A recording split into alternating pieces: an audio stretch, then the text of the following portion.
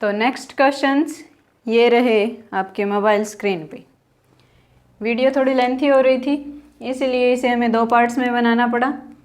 तो देखिए next question अपना क्या है, what do you mean by free fall, कि फ्री फॉल क्या है, फ्री फॉल से आप क्या समझते हैं।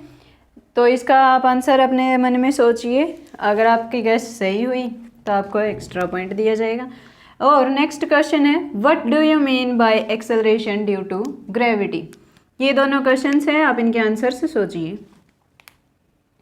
चलिए मैं बता देती हूँ। अब फ्री फॉल क्या होता है कि कोई ऑब्जेक्ट सिर्फ फॉल हो रहा है और जिस पे सिर्फ ग्रेविटेशनल फोर्स ऑफ अट्रैक्शन लग रही है, अर्थ का ग्रेविटेशनल फोर्स लग रहा है, जब उस पे कोई अनदर फोर्स ना लग रहा हो तब हम उस कंडीशन में उसे कहते हैं कि फ्री फॉल हो रहा है।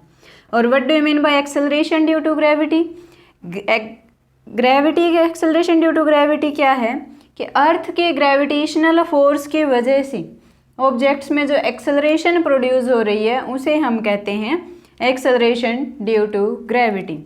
Very simple. तो चलिए फिर नेक्स्ट क्वेश्चन शो करते हैं। तो कंप्यूटर महोदय नेक्स्ट क्वेश्चन शो करवाइए। तो next question is very simple और ये रहा आपकी मोबाइल स्क्रीन पे। तो देखिए क्या है, mass of an object is 10 kilogram. किसी ऑब्जेक्ट का मास दिया हुआ है that is 10 kilogram. What is its weight on the earth, earth पे उसका वेट क्या होगा। ये सभी स्टूडेंट्स को करना है, जिसने जो नहीं करेगा उनके लिए नेगेटिव मार्किंग, 5 मार्क्स 5 मार्क्स उनके डिटेक्ट कर लिए जाएंगे, काट लिए जाएंगे। बहुत ईजी क्वेश्चन है, 2 मिनट भी नहीं लगेंगी। देखिए पहले आप खुद से ट्राई करो पॉज करके। अब मैं करवा रही हूँ। फोर्स ही होता है वेट जनरली। फोर्स कौन सा फोर्स है कि ग्रेविटेशनल फोर्स जो लग रहा है उस पर। एक तो आप इसको ऐसे निकालोगे, G universal gravitational constant, mass of the earth and mass of the object upon radius of the earth और उसका स्क्वायर। और इस इतना बड़ा ना करते हुए ये क्या होती है, एक्सेलरेशन ड्यू टू ग्रेविटी। आप डायरेक्ट फॉर्मूला लगाओगे क्या, mg। तो फोर्स सीधा आप कैसे निकालते हो, mg करके। और ये हम पहले भी कर चुके हैं कि फोर्स ऑन द अर्थ हम कैसे निकालेंगे, mg। हर एक प्लेनेट पे हम mg करके निकालेंगे, बस वहाँ पे क्या है, हर एक प्लेनेट के लिए g की वैल्यू चेंज हो जाती है। तो मास कितना दिया हुआ है, 10 किलोग्राम।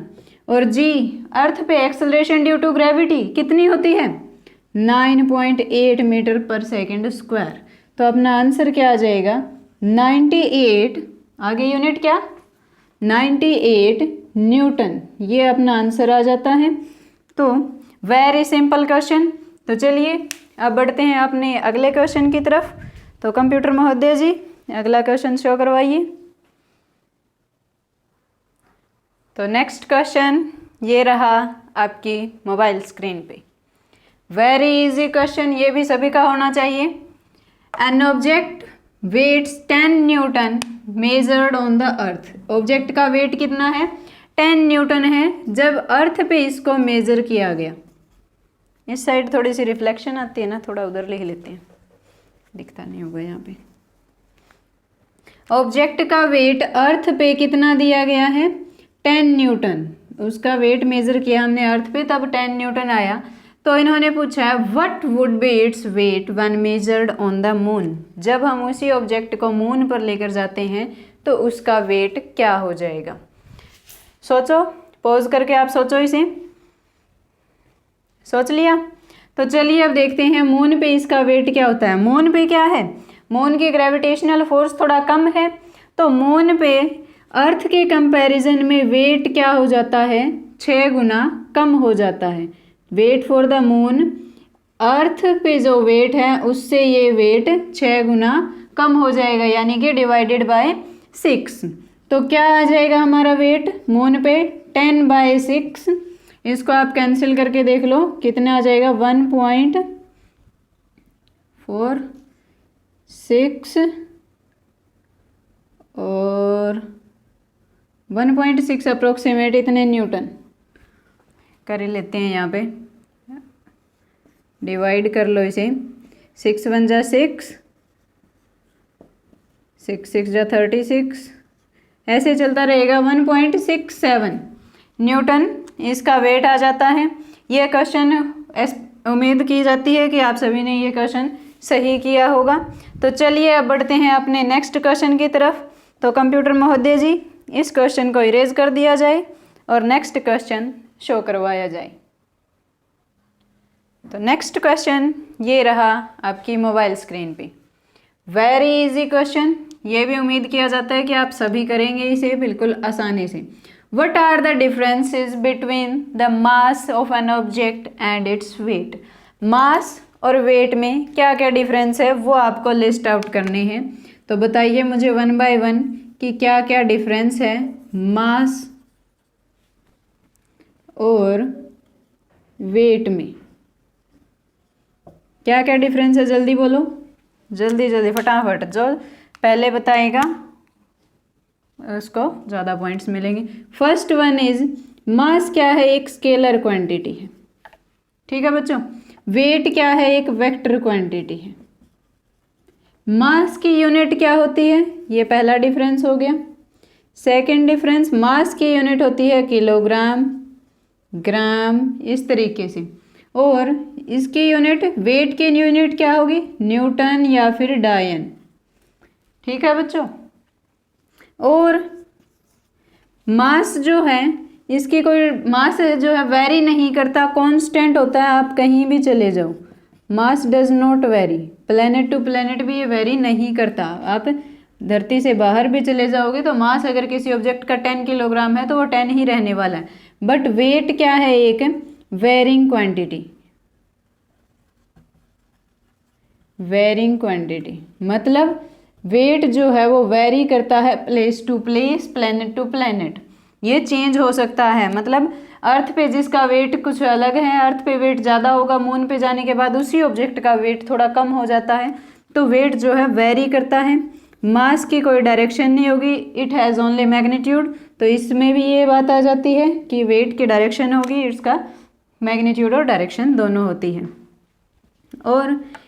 और क्या हो सकता है बताओ। मास जो है वो हमेशा नॉन ज़ीरो होता है। अगर कोई ऑब्जेक्ट है तो उसका मास नॉन ज़ीरो होगा और पॉजिटिव होगा, नेगेटिव नहीं हो सकता कभी भी। और फोर्स क्या है, वेट क्या है, वेट एक फोर्स है।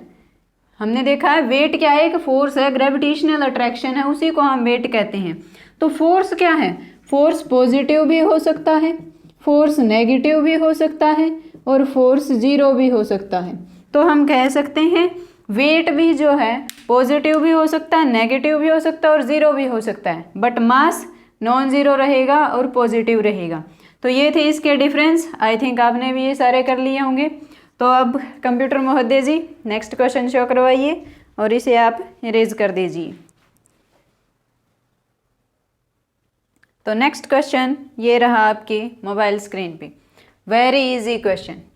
Y is the weight of an object on the moon 1/6 its weight on the earth। कि मून पे ऑब्जेक्ट्स का weight 1/6 times of weight on the earth हो जाता है, मतलब 6 गुना कम हो जाता है। तो क्यों हो जाता है, उसका रीज़न पूछा हुआ है। तो आप सभी को पता ही है कि मून पे ग्रेविटेशनल फोर्स, मून का जो ग्रेविटेशनल फोर्स है वो अर्थ के कंपैरिजन में कम होता है। और कम क्यों होता है, क्योंकि मून का मास कम है।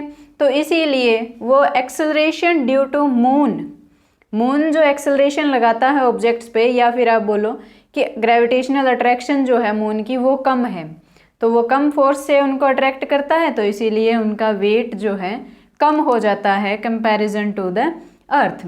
तो आज के लिए इतना ही, और यहीं पर हमारा KBC का फर्स्ट पार्ट होता है कंप्लीट। तो टोटल हमने किए हैं 11 क्वेश्चंस और सभी क्वेश्चन 5-5 मार्क्स के थे। और एक बार मैंने कंप्यूटर स्क्रीन पे यानी कि अपनी मोबाइल स्क्रीन पे एक साथ 2 क्वेश्चन लिख दिए थे। तो वो दोनों क्वेश्चंस कितने कितने मार्क्स के हैं, 2.5 मार्क्स के। तो उन दोनों के कितने मार्क्स हुए, 5 मार्क्स। तो यानी कि टोटल अपना 50 मार्क्स का था ये KBC। और आप मुझे कमेंट सेक्शन में कमेंट करके बताइए कि आपको 50 में से कितने मार्क्स मिले, आपने कितने क्वेश्चंस का सही आंसर किया, कितने क्वेश्चंस के में आप गेस कर पाए। और कितने आपके मार्क्स डिटेक्ट हुए, क्योंकि एक कई जगह आपने नेगेटिव मार्किंग भी की है। तो आप देखते हैं कौन बनेगा चैम्पियन, मतलब कौन बन चुका चैम्पियन। तो अब तो आपको कमेंट्स ही करने हैं बस, आपने 50 में से कितने मार्क्स आपको मिले। तो आज के लिए इतना ही, यहाँ तक देखने के लिए thank you so much. Tata, bye bye, take care.